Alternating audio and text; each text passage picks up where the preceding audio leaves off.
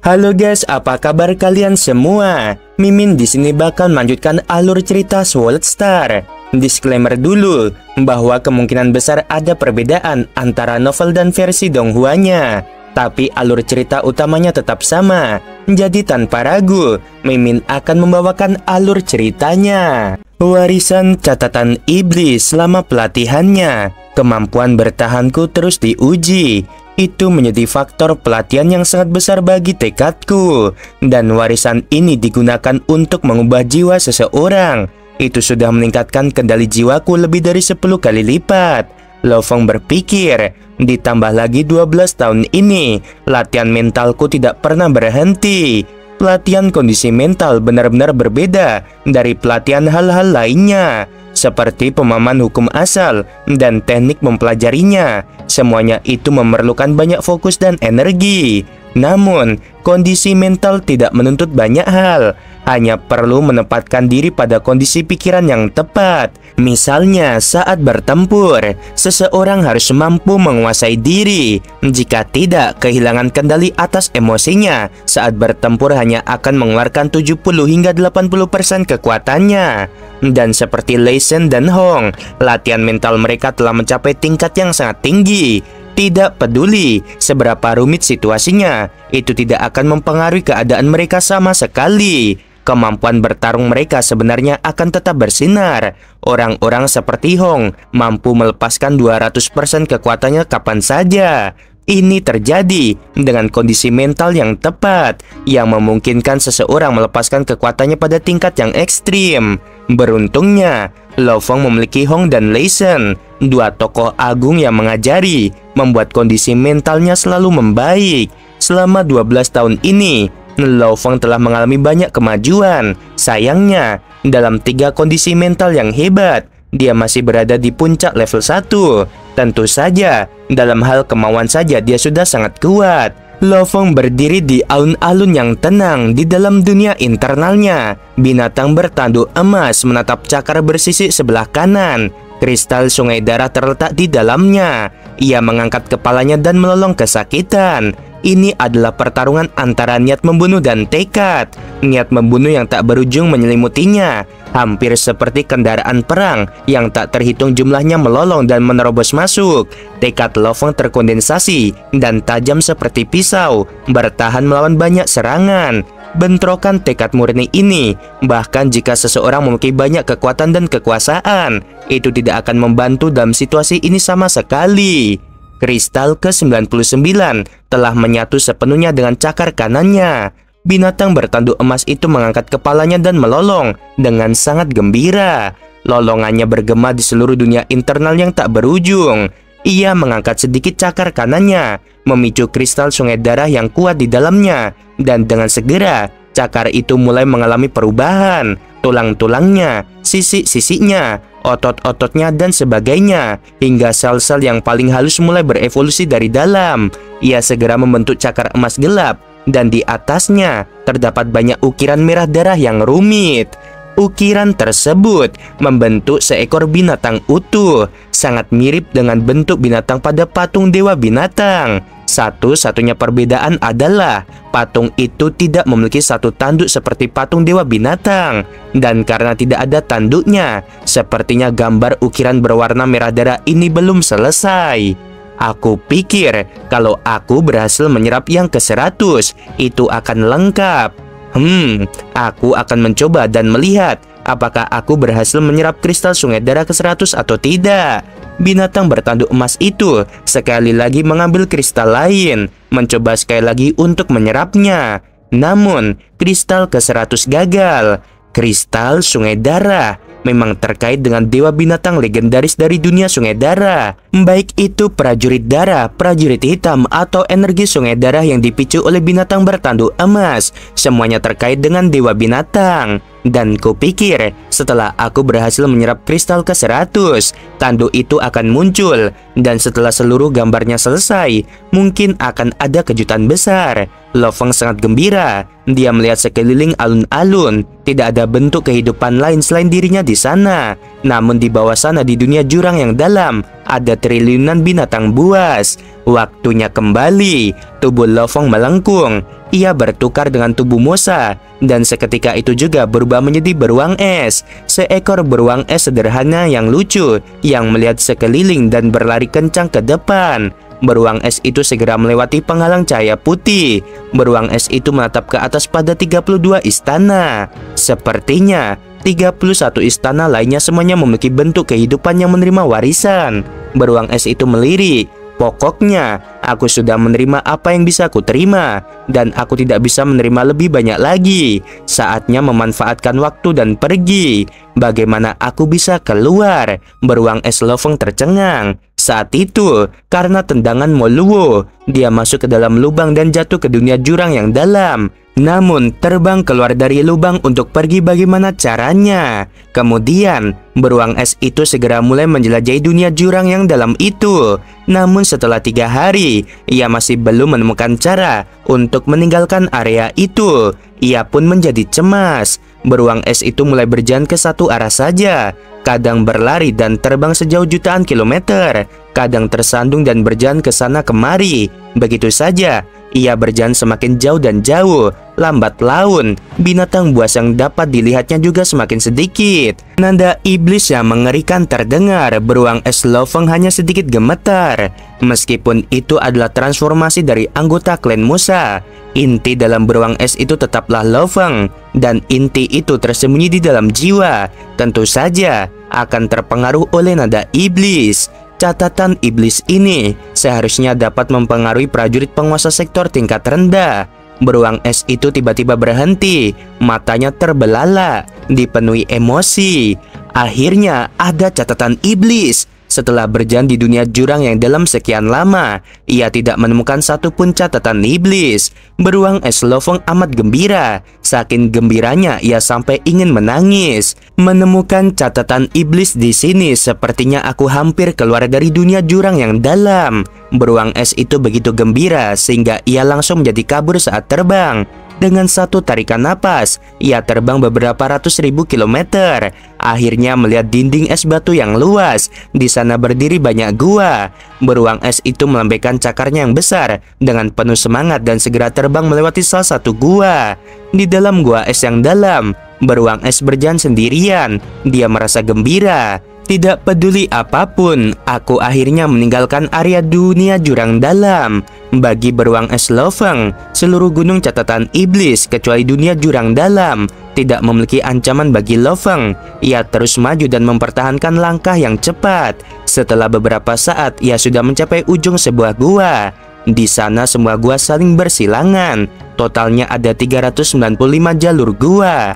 Aku dalam masalah sekarang. Beruang es Lo-Feng tiba-tiba menyadari sebuah masalah. Satu-satunya ingatan yang kumiliki adalah jalan yang kuambil untuk sampai ke sini. Dan sekarang, aku tidak punya cara untuk mengikuti jalan itu kembali. Di gunung catatan iblis, sebuah gua terhubung dengan ratusan gua lainnya. Setiap gua akan terhubung dengan banyak gua lainnya. Jalannya luar biasa rumit. Bisa dikatakan seperti labirin super. Bahkan para prajurit biasa yang datang untuk menjelajahi gunung catatan iblis biasanya akan menghafal jalan lama mereka. Jika tidak, dan menjelajah secara acak, akan memakan waktu bertahun-tahun sebelum mereka benar-benar berhasil menemukan jalan keluar dari labirin tersebut. Aku belum pernah ke daerah ini sebelumnya. 394 gua lainnya di depan. Mana yang harus kupilih? Lo-Feng segera merenung dalam hati. Tidak ada cara lain, hanya satu. Aku harus mencari manusia lain. Manusia lain pasti tahu jalan keluarnya. Lagi pula dalam keadaan normal, mereka yang bisa sampai ke sini pasti bisa kembali. Orang-orang yang punya pengalaman buruk seperti Lo-Feng yang memaksa mereka berakhir di tempat berbeda sangatlah jarang. Beruang es Lo-Feng secara acak memilih sebuah gua dan masuk. Setengah hari kemudian, sungguh malang, aku malah bertemu dengan seekor binatang buas yang menghalangi jalan. Untungnya, itu hanya binatang buas tingkat universe yang bodoh. Tiba-tiba, seorang pria berjubah kuning yang sangat kurus dengan 2 tanduk putih di dahinya menatap beruang es di hadapannya. Setelah itu, ia dengan santai mengacungkan 2 palu besar dari punggungnya. Lelaki kurus itu langsung berubah menjadi bayangan dan menyerbu ke arah beruang es itu. Beruang es itu mengayunkan kaki esnya yang besar dan secepat kilat, Pria kurus itu melebarkan mata karena terkejut. Cakar beruang besar itu begitu cepat sehingga dia tidak bisa menghindarinya. Cakar itu menghantamnya, menghancurkannya hingga hancur, dan menghantamnya dengan keras ke dinding di samping. Beruang es itu memandangi mayat di tanah, lalu berjalan mendekatinya dan mulai mencari barang-barang. Sebenarnya, tidak ada AI atau komputer kuantum. Sungguh malang. Beruang es itu langsung berubah kabur, berubah kembali menjadi tubuh bumi Lo Feng. Lo Feng menatap mayat itu mengerutkan kening. Aku perlu menemukan peta dari gunung catatan iblis, dan peta-peta itu biasanya disimpan dalam ingatan para prajurit. Selain itu, mereka biasanya membawa komputer kuantum untuk merekam jalur-jalurnya. Namun bajingan ini tampaknya tidak memilikinya. Lo Feng merasa gelisah. Suku asli memang telah menghafal jalan-jalan tersebut dalam ingatan mereka. Namun mencarinya lewat ingatan memang merepotkan. Biasanya, hipnotis melalui jiwa itu mudah. Yang termudah adalah menghapus sebagian ingatan mereka dengan paksa. Yang tersulit adalah membedah dan mencarinya. Bahkan seorang ahli teknik jiwa dapat dengan mudah menghapus ingatan seseorang. Namun, untuk benar-benar mencari melalui misteri dan memulihkan informasi tertentu masih sangat sulit. Lo Feng menyamar sebagai penduduk asli dan melanjutkan perjalanan. Mereka yang ada di dalam gunung catatan iblis memang gila. Selama Lo Feng bertemu dengan seseorang di dalam gua, mereka yang menganggap dirinya lebih kuat dari Lo Feng akan segera bergerak dan mencoba menghabisinya. Lo Feng menghabiskan waktu selama 4 hari, menghabisi 9 orang. Setelah menghabisi yang ke-9, dia akhirnya memperoleh komputer kuantum. Babata, retas dan temukan jalan keluarnya perintah Lo Feng. Dipahami, Babata dengan cepat meretas komputer kuantum rata-rata. Aku sudah menemukan jalannya, Babata berkata dengan gembira. Kita akan segera bisa berangkat. Lo Feng menunjukkan ekspresi gembira. Energi kuat tak berwujud menyapu wilayah itu. Lo Feng sendiri tidak menyadari apapun. Namun Babata segera berteriak, "Lo Feng, hati-hati. Ini pemindaian energi dunia. Seharusnya ada prajurit penguasa sektor di dekat sini." Lo Feng langsung mengerutkan kening. Melawan prajurit penguasa sektor, Lo Feng tidak terlalu takut. Namun Lo Feng hanya mengerutkan kening saat ia melihat ke dalam gua es yang luas di kejauhan. Sebuah siluet dengan cepat muncul. Itu adalah seorang pria berkulit perak tanpa rambut sama sekali. 2 tanduk melengkung di dahinya. Ia menatap Lo Feng seperti seekor singa yang memburu mangsanya. Ia memancarkan energi jahat yang kuat. "Dasar bocah berandal universe level 9. Ternyata kau bisa menghabisi petarung penguasa domain level 3, kata penguasa sektor berkulit perak dengan dingin. "Sepertinya kamu punya beberapa harta karun." Lo Feng terus menatapnya dengan dingin. Lalu tiba-tiba dia berbalik dan melarikan diri. Lo Feng melarikan diri dengan sangat cepat. "Babata, seberapa kuat bajingan ini?" Lo Feng dengan cepat bertukar dengan anggota klan Musa sambil melarikan diri. "Penguasa sektor level 5, kata Babata. Wajah Musa Lo Feng menampakkan senyum. "Bajingan kecil, kamu tidak bisa kabur." Suara dingin itu bergema di telinga Lo Feng saat siluet itu hampir seketika muncul di hadapan Lo Feng. Namun Lo Feng bergerak dengan gerakan aneh. Ia benar-benar berbalik dan lari ke arah asalnya. Bersamaan dengan itu, sebuah senjata laser yang tampaknya dibuat dengan sederhana muncul di tangannya. Senjata laser E9. Ekspresi penguasa sektor berkulit perak itu berubah drastis. Musa Lo Feng tiba-tiba berbalik dan melesat. Kecepatan seketika yang ditunjukkannya sungguh tidak dapat dipercaya. Kecepatannya benar-benar jauh lebih cepat dari penguasa sektor level 5. Lampu peringatan laser E9 berubah dari merah menjadi hijau. 0,1 detik telah berlalu. Penyimpanannya telah selesai. Lo Feng menekan tombol itu pelan-pelan. Dia menatap dingin ke arah penguasa sektor yang mengamuk itu. Pilar cahaya putih yang sangat menyilaukan itu langsung menembus penguasa sektor. Lo Feng menginjak es yang pecah dan berjalan ke tempat tubuh yang hampir hancur. "Kamu memaksakan diri masuk untuk mati. Siapa yang bisa kamu salahkan?" Lo Feng berlutut dan dengan cepat menemukan cincin ruang angkasa penguasa sektor itu. Ia menggunakan energi rohnya untuk menembus tepat ke dalam dan dengan sekali pemindaian, ia memperlihatkan sebuah senyuman. "Kalian tidak hanya datang ke sini untuk mati, kalian bahkan datang membawa hadiah." Seorang penguasa sektor memanglah seorang penguasa sektor, begitu banyak tanda hitam. Lo Feng sangat gembira. dia menyimpan sejumlah besar tanda hitam di cincin. Jumlah tanda hitam yang telah kukumpulkan telah mencapai lebih dari 9.800. Aku hanya butuh sedikit lagi untuk mencapai 10.000. Sebelum dia memulai pewarisan catatan iblis, Lo Fang telah mengumpulkan hampir 8.000 tanda hitam. Lebih dari 100 tanda hitam seharusnya mudah dikumpulkan. Aku hanya perlu bertemu dengan penguasa domain level 8 atau 9, dan mungkin aku sudah cukup. Lo Fang sangat gembira. Ia mulai mengikuti jalan keluar. Saat keluar, dia bertemu 10 orang lainnya. Dengan kekuatan tingkat universe 9 yang dipancarkan tubuh bumi miliknya, memang telah menarik banyak penduduk asli tingkat penguasa domain untuk menyerangnya. Tentu saja, mereka semua dengan mudah dihabisi oleh Lo Fang. Itu membuat jumlah total tanda hitamnya secara alami meningkat hingga 10.000. Akhirnya aku keluar juga. Akhirnya aku meninggalkan labirin super gunung catatan iblis. Lo Fang tersenyum dan langsung terbang keluar dari pintu keluar gua. Perjalananku ke gunung catatan iblis ini telah berakhir. Lo Fang menoleh untuk melihat gunung iblis yang besar dan tak berujung. Ia berseru dalam hati. Hadiah yang ia dapatkan dari perjalanannya ke gunung ini memang mengejutkan. Warisan catatan iblis telah membuat amplitudo energi rohnya meningkat hingga lebih dari 3.200. Banyak master mental dalam keadaan normal hanya mencapai hingga 100. Warisan ini adalah harta yang tak ternilai. Sayang sekali aku terlalu lemah. Jiwaku hanya mampu menampung sedikit. Jika aku berada di level puncak penguasa sektor dan aku menggunakan buah jiwa emas, aku mungkin bisa masuk ke bagian kedua. Dan begitu aku melangkah di tangga bagian kedua, aku mungkin bisa melihat kuil bagian kedua. Lo Fang dipenuhi dengan antisipasi di dalam hatinya. Jika aku bisa mencapai 10% dari bagian kedua, aku akan bisa menggunakan anggota klan Mosa untuk mengambil harta karun di kuil kedua. Dan setelah menggunakannya, aku bisa melangkah lebih jauh lagi. Saat Lo Fang menatap gunung catatan iblis dan berseru, dari kejauhan, sekelompok orang berbaju perak terbang mendekat. Yang mulia Lo Fang, selamat telah meninggalkan gunung catatan iblis. Lo Fang mengangguk. Silahkan ikuti kami. Tim itu tampaknya tidak berani ragu. Ada 2 bangsawan di dalam gunung catatan iblis pada saat itu. Satu adalah Lo Fang dan yang lainnya adalah anggota wilayah fase terakhir. Dalam hal status, Lo Fang secara alami jauh lebih tinggi. Staf itu dengan hormat menuntun Lo Fang menuju istana di kaki gunung iblis. Yang mulia Lo Fang, sebuah siluet berpakaian putih terbang cepat mendekat.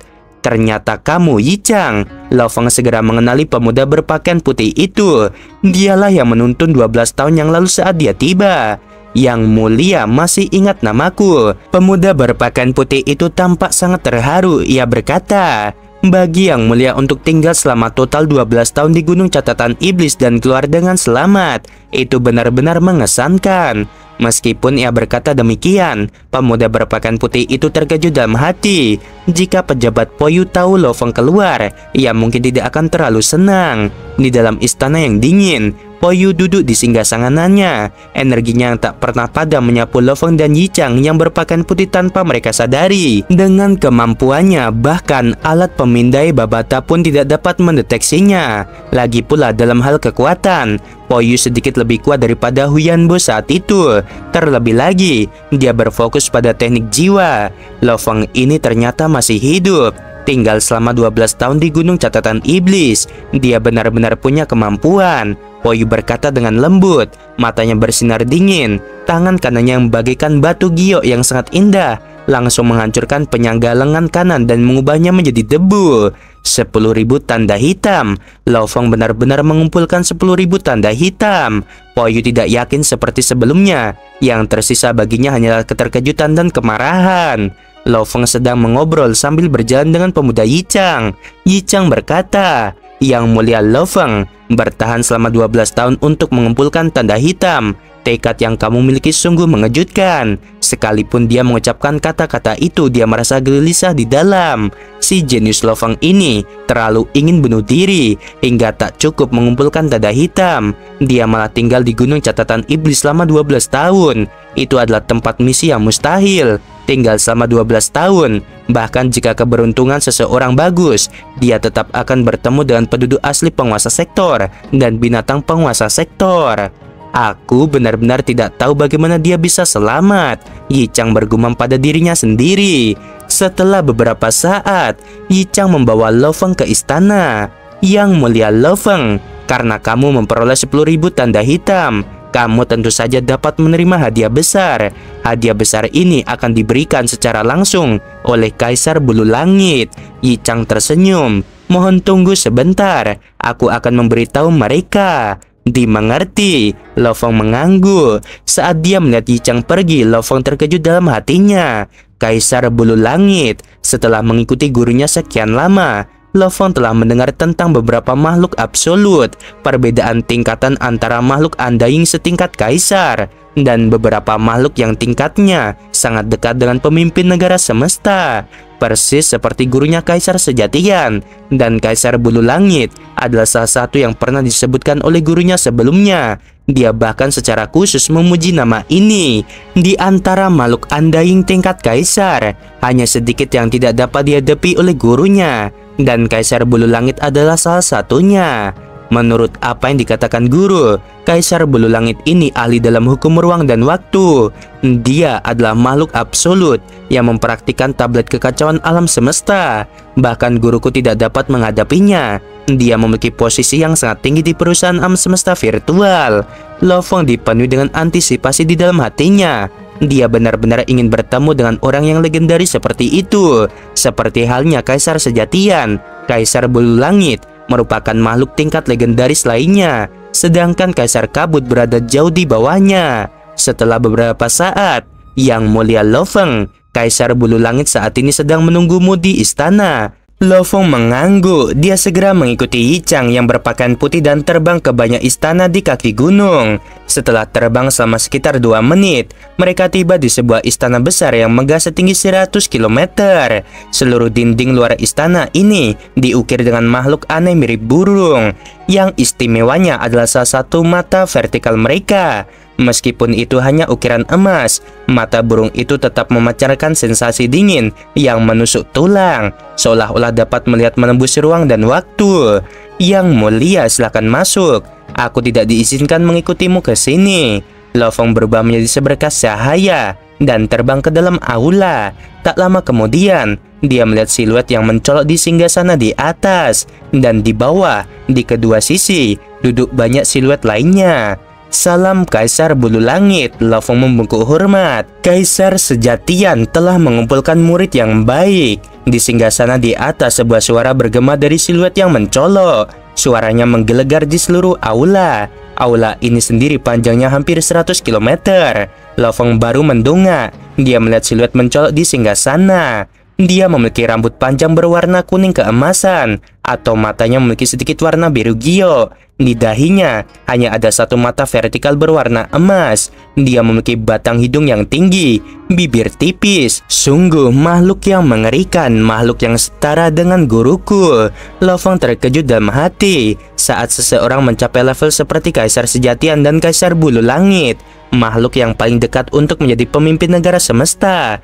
Bahkan di alam semesta virtual, mereka tidak akan menjadi bawahan pemimpin negara atau kesatria manapun lagi. Mereka sudah sangat dekat dengan level itu. Mereka tidak perlu lagi bergantung pada makhluk lain seperti itu. Tatapan Lo Feng beralih. Di kedua sisi di bawah singgasana itu duduk total 24 orang. Mereka semua punya penampilan yang berbeda-beda. Keluarkan 10.000 tanda hitammu, kata siluet mencolok di singgasana itu. Lo Feng melambaikan tangan dan segera sejumlah tanda hitam muncul. Kaisar Bulu Langit menatap ke bawah pada siluet kecil itu. Dia berkata dengan acuh tak acuh, "Sekarang aku akan memberimu 3 hadiah untuk dipilih. Kamu hanya dapat memilih satu." 24 makhluk undying di bawah sana tampak sedikit mengubah ekspresi mereka. Namun mereka semua tidak berani bersuara. Dari ke-24, pejabat Poyu berpikir dalam hati, ada apa dengan Tuan Bulu Langit? Bukankah biasanya dia hanya memberikan satu harta karun? Mengapa dia memberi kesempatan pada bajingan ini untuk memilih? Poyu merasa sangat tidak puas di dalam hatinya. Namun dia tidak berani mengeluarkan suara sedikit pun. Perkataan Kaisar Bulu Langit adalah hukum. Saat seseorang menentangnya, kemungkinan besar hasilnya adalah kematian. Lo Feng menatap Kaisar Bulu Langit yang duduk di singgasana dengan penuh harapan. Harta karun pertama adalah Crystallis Armor. Kaisar Bulu Langit berkata perlahan di atas tata. Crystallis Armor adalah salah satu armor yang paling disukai di antara para Undying. Kemampuan bertahannya tidak buruk jika seorang penguasa sektor level 1 atau 2 menggunakannya. Armor itu dapat sepenuhnya bertahan terhadap serangan apapun di bawah level Undying, kecuali serangan jiwa. Kamu adalah master mental. Armor ini akan cocok untukmu. Lo Fang terkejut saat mendengar. Babata pun berteriak dalam kesadarannya. Armor kepompong. Lo Fang, gurumu tidak membutuhkan armor ini saat itu setelah ia mengembangkan tanaman merambat kontak awannya ke tingkat Undying. Armor kepompong ini tidak buruk. Harga lelangnya biasanya mencapai 800.000 hingga 1 juta elemen campuran. Lo Fang terkejut saat mendengarnya. Hadiah kedua adalah Flame Void Ghoul seukuran telapak tangan, namun beratnya sekitar 3,1 ton. Kaisar Bulu Langit melanjutkan, Flame Void Ghoul adalah bahan senjata yang sangat berharga. Sebelum mencapai level Undying, kamu dapat membeli beberapa senjata roh. Namun setelah menjadi Undying, kamu perlu membuat senjata yang sesuai dengan teknik yang kamu buat. Flame Void Ghoul termasuk dalam kelas bahan yang sangat langka untuk membuat sebuah senjata. Yang ketiga adalah uang tunai. Kaisar Bulu Langit berkata di singgasananya, baju besi kepompong dan emas kehampaan api, itu keduanya bernilai sekitar 500.000 elemen campuran. Oleh karena itu, hadiah ketiga adalah 500.000 uang tunai elemen campuran. Jika kamu tidak puas dengan dua pilihan sebelumnya, kamu dapat memilih uang tunai dan kamu dapat membeli apapun yang kamu butuhkan setelahnya. Kamu hanya bisa memilih satu dari ketiganya. Pilih saja. Ke-24 Undying tingkat pejabat di bawahnya semua mengubah ekspresi mereka. Mereka semua terkejut di dalam. Mereka telah mengikuti Kaisar Bulu Langit untuk waktu yang sangat lama. Sudah sangat lama sejak mereka melihatnya berbicara begitu banyak. Hadiah besar sebenarnya hanyalah sesuatu yang ditetapkan dalam pilihan perusahaan semesta virtual. Biasanya mereka akan dengan santai memilih hadiah yang jumlahnya mendekati hanya untuk memuaskan mereka yang mengumpulkan 10.000 tanda hitam. Namun kali ini, pertama kali juga, Kaisar Bulu Langit mengeluarkan 3 hadiah. Itu cukup mengejutkan. Baju sirah kepompong. Bahkan para Undying akan berlomba-lomba dan bertarung memperebutkannya. Jika Lo Fang menggunakannya, dia bisa menggunakan terus sampai dia mencapai level Undying. Emas kehampaan api yang bahkan lebih langka dan berharga. Bahkan Kaisar Bulu Langit sendiri mengatakan itu langka dan sangat berharga. Hanya seukuran telapak tangan saja sudah sangat berharga. Terakhir, uang tunai. Sebenarnya, sebagai perbandingan, uang tunai adalah yang terburuk dari ketiganya. Namun Kaisar Bulu Langit berkata jika Lo Fang tidak puas dengan dua pilihan tersebut, ia dapat menggunakan uang tunai tersebut untuk membeli apa yang benar-benar ia butuhkan. Ini semua demi Lo Fang. Mereka jarang sekali melihat Kaisar Bulu Langit memperlakukan seseorang dengan begitu sopan. Babata, yang mana yang harus aku pilih? Tanya Lo Fang dalam hati. Sekalipun dia punya sedikit ide di dalam dirinya, pengalaman dan perspektifnya memang lebih lemah. Babata telah melihat dan mengalami lebih banyak lagi. Pelindung kepompong tidak diperlukan saat ini karena kita dapat dengan cepat memelihara tanaman merambat kontak awan ke level penguasa sektor. Memeliharanya ke level penguasa sektor 9 tidaklah sulit. Begitu menjadi Undying dengan latar belakangmu dan tingkat dukungan dari perusahaan semesta virtual, itu mungkin akan lebih baik daripada pelindung kepompong. Dan saat kamu menemukan cara untuk mengembangkan tanaman merambat kontak awanmu menjadi Undying, tidak akan ada lagi kebutuhan akan pelindung kepompong. Soal uang tunai, lagi pula kamu tidak membutuhkannya karena seluruh rekening gurumu ada di bank. Selama kamu pergi ke sana pada level penguasa domain ke salah satu bank galaksi semesta di medan bintang manapun, kamu dapat mengambil warisannya. Oleh karena itu, kamu tidak kekurangan uang tunai. Saat ini, hal terpenting bagimu adalah emas Flame Void. Meskipun Kaisar Bulu Langit itu mengatakan bahwa baju besi kepompong dan emas kehampaan api sama-sama bernilai 500.000 elemen campuran, harus kukatakan, kedudukan Kaisar Bulu Langit sangat dihormati. Oleh karena itu, ia dapat memperoleh barang-barang itu dengan 500.000 elemen campuran. Sebenarnya, seperti yang kusebutkan sebelumnya, baju besi kepompong dilelang dengan harga 800.000 hingga 1 juta elemen campuran. dan emas kehampaan api dilelang dengan harga 1,5 juta hingga 2 juta elemen campuran, kata Babata.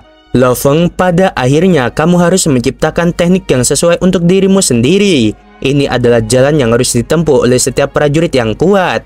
Dan biasanya pada puncak level penguasa sektor, kamu akan mulai menciptakan teknikmu sendiri. Selama waktu itu, kamu akan mulai mencari bahan untuk membuat senjatamu sendiri.